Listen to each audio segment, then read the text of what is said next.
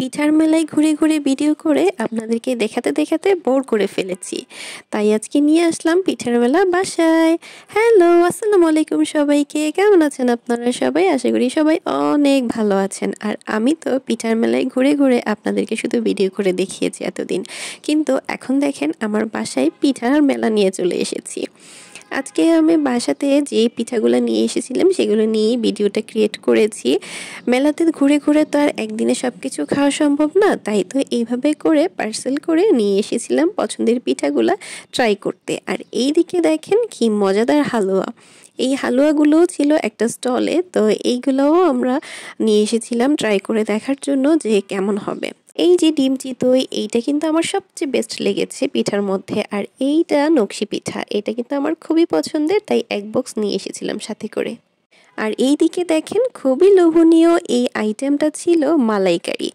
এইটা খেতে যেরকম দুর্দান্ত ছিল, মানে এটা দেখে কিন্তু বোঝাই যাচ্ছিল না যে খেতে এত টেস্ট। আমি প্রথমেই নিয়ে আগে এটা খেয়ে নিচ্ছিলাম একটু।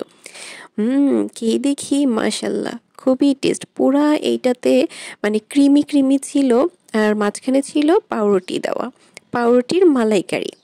আর এইদিকে কিন্তু এই যে ঝাল ঝাল এই ডিম পিঠাটা আমার খুবই ভালো লেগেছে খেতে। আমি এইটার সাথে ভর্তা দিয়েছিল, ভর্তার সাথে করে খেয়েছি। আর এইখানে চিকেন সাসলিক ছিল, তো ওইটাও আমি ট্রাই করে নিয়েছিলাম। তো এটার টেস্টও মোটামুটি ভালোই ছিল। আর এরপরে আমি এইদিকে দেখছিলাম যে ঝালপুলি যেটা ছিল সেটা ট্রাই করেছি। ঝালপুলিটাও মোটামুটি ভালো ছিল, কিন্তু ভিতরে যেহেতু এটা চিকেন ছিল, চিকেনের অনেকগুলো হাড় ছিল যেগুলো খেতে নিলে খুব প্রবলেম হচ্ছিল। আর এইটা ছিল নারিকেল পুলি।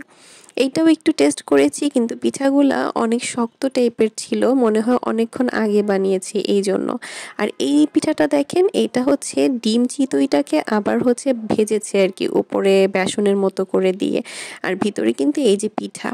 তো এইটাও হচ্ছে একটা সস দিয়েছিল, সসটা খুব দারুণ ছিল, টমেটো সস, ওইটা দিয়ে আমরা খেয়েছি। এটা মোটামুটি ভালোই লেগেছে আমার কাছে।